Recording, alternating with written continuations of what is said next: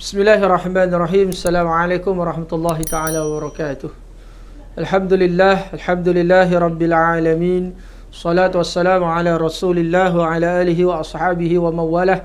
Subhanaka la ilma lana illa ma 'allamtana innaka antal alimul hakim. Rabbi shrah li sadri wa yassir li amri wa hlul 'uqdatam min lisan yafqahu qawli. Rabbi yassir wa la tu'asir. Amma ba'dihi fa ya ibadallah, ittaqullah usikum wa iyaya bitaqwallah faqad fadal muttaqun. Qala Allah Ta'ala fi kitabillahil aziz, a'udzu billahi minas samii'il 'aliim minasy syaithaanir rajiim. Wa man ahsanu qawlan mimman da'a ila Allah wa 'amila shalihan wa qala innani minal muslimin. Qala Allah Ta'ala wa ma khalaqtul jinna wal insa illa liya'budun. Shadaqallahul 'aliyyul 'aliim. Alhamdulillah, bersyukur pada Allah Subhanahu wa taala jalla jalalu zikruh. Alhamdulillah, mudah-mudahan Allah memberi taufik, Allah taala memberi hidayah, Allah Subhanahu wa taala menguatkan jiwa, hati dan raga kita, ruh kita, supaya kita dapat menjadi hamba Allah taala yang soleh, hamba Allah Subhanahu wa taala yang menepati, hamba Allah Ta'ala yang menjalankan apa kemahuan kehendak Allah Subhanahu Wa Ta'ala. InsyaAllah kita sambung pengajian kita dalam kitab Minhajul Abidin, jalan-jalan para abid, orang yang hampir dekat dengan Allah Ta'ala. Kita ni kalau nak berjaya, kena ikut orang yang telah berjaya, orang yang telah berjaya di sisi Allah Ta'ala. Jadi kita nak ikut para abid, kita nak ikut para asatizah, kita nak ikut para alim ulama'. InsyaAllah hari pun dah sampai. Syukur banyak-banyak. Dapat boleh kali minta dah. Ya, jadi insyaAllah tuan-tuan sekalian, kita sambung ke surat 24 Minhajul Abidin. Bismillah.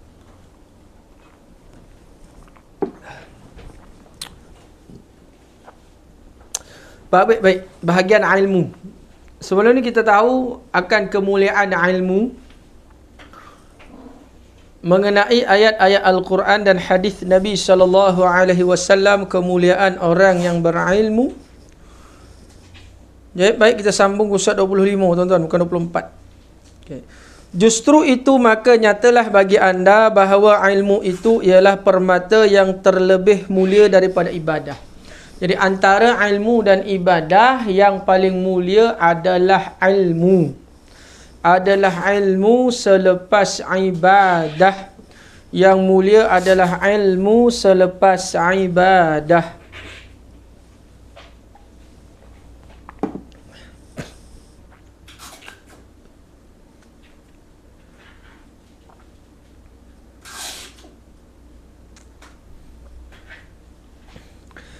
Sebelum ilmu yang paling mulia, sebelum ibadah, permata yang paling mulia adalah ilmu.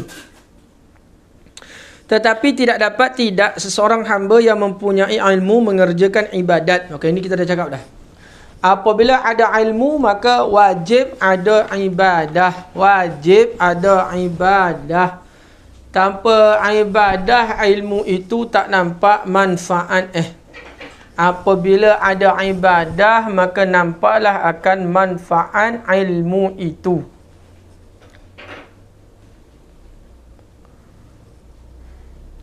Dan jika tidak demikian, nescaya jadilah ilmu itu sia-sia seperti debu yang bertaburan, yang ditiup angin. Jadi dua permata yang paling bernilai di dalam kehidupan ini adalah ilmu dan ibadah. Tidak dapat tidak kita melupakan ilmu dan ibadah, dan tidak dapat tidak jikalau kita tidak melaksanakan ilmu dan ibadah. Jadi dua-dua dapat wajib kita laksanakan. Apabila ada ilmu, makanya ada ibadah. Kalau tidak, bagaikan ilmu itu sia-sia seperti debu yang bertaburan ditiup angin. Ketahuilah maka sesungguhnya ilmu itu diibaratkan seperti pokok, dan ibadat pula diibaratkan seperti buahnya. Jadi ilmu itu seperti pokok, ibadat itu seperti buahnya. Ilmu itu seperti pokok dan ibadat itu seperti buahnya. Apabila pokoknya ada, maka insya-Allah buahnya akan ada. Jikalau buah itu ada, pokok tak ada, itu polik moi. Buah itu adalah ibadah, pokok itu adalah ilmu. Jadi dua-dua kena ada. Ada pokok, ada ibadah. Jika begitu, maka tidak dapat tidak bagi seseorang hamba itu mempunyai habuan dan bahagian daripada kedua-dua perkara ini. Ilmu dan ibadah. Kerana ini Hasan Basri. Siapa Hasan Basri? Hasan bin Yasar al-Basri, seorang tokoh imam al-sunnah dan ulama tabi'in yang tinggal di Basrah.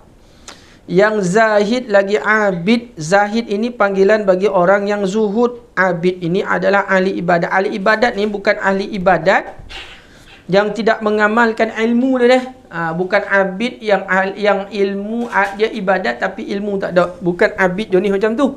Dia zahid lagi abid, ahli ibadah. Ilmu tak usah cakap lah tuan-tuan sekalian. Beliau dilahirkan 2 malam sebelum wafatnya Sayyidina Umar bin Al-Khattab. Mana sampai 2 malam lah Umar hidup. Di tahun 23 Hijrah 644 Masihi, dan beliau wafat di tahun 110 Hijrah. Itu Hasan Al-Basri, seorang tokoh Ahlussunnah wal Jamaah.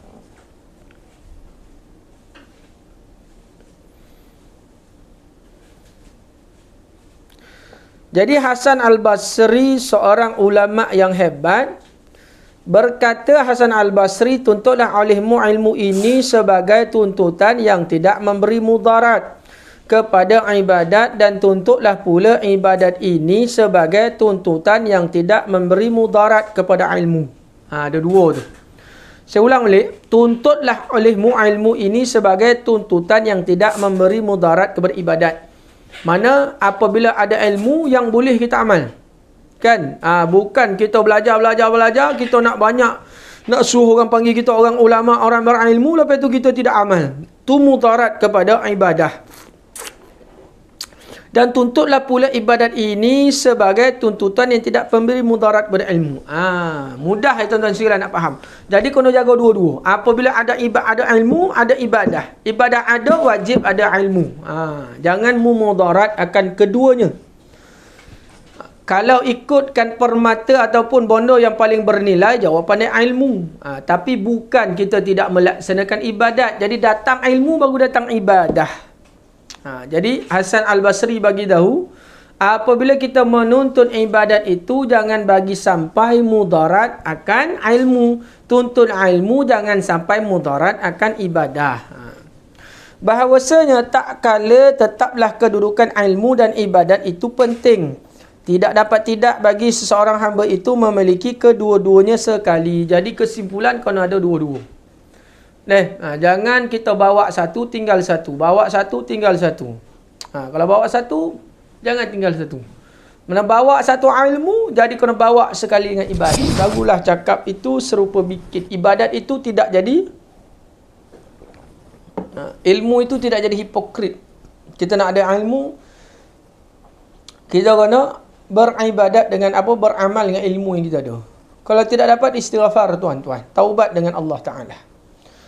Jangan kita melakukan perkara-perkara yang Allah Ta'ala jadi apa? Jadi marah Allah Ta'ala, jadi murka Allah Ta'ala.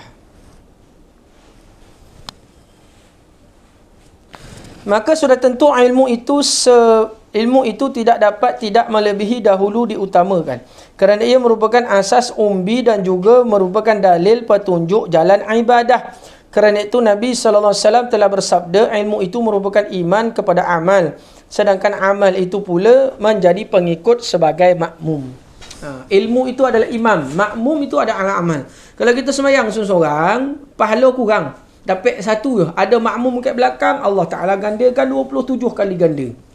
Mana kebaikan berjemaah itu. Jadi ada jemaah lah, ada ilmu, ada ibadah. Nah, ibadat itu sebagai makmum, dia punya imam dia adalah ilmu. Jadi dua-dua kena ada lah, baru jadi sunnah Rasulullah SAW. Sesungguhnya telah jadilah ilmu itu asal yang diikuti oleh orang lain yang memastikan anda mendahulukan daripada ibadat disebabkan dua perkara. Jadi ulama bagi tahu kenapa kita kena dulukan ilmu daripada ibadat, sebab dia ini ada dua perkara yang penting. Yang pertama, agar hasil bagi anda ibadat yang benar lagi sah dan ia terselamat daripada cacat cedera. Justru itu maka awal-awal yang wajib ke atas anda ialah mengenal Allah, Tuhan yang disembah.